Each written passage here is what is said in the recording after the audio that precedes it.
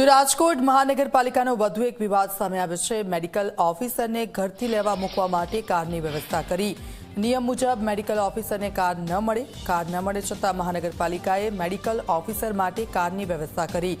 મહાનગરપાલિકાએ લોકોના ટેક્સના પૈસાનો વ્યય કર્યો છે। મેડિકલ ઓફિસર ધ્રુતિ વાકાણી હોવાનું સામે આવ્યું છે।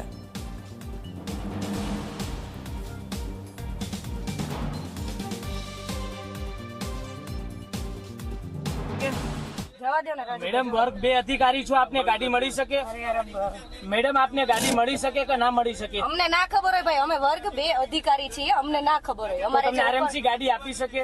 અમે ઉપલા અધિકારીને પૂછી લેજો, બરાબર છે? કોણ ઉપલા અધિકારી? કોણ આપે? ઉપલા અધિકારી આરએમસી માં હશે, એમને પૂછી લેજો, અમને નહીં પૂછવાનું। તો તમને આ ગાડી કોણે ફાળવેલી છે તમને નથી ખબર?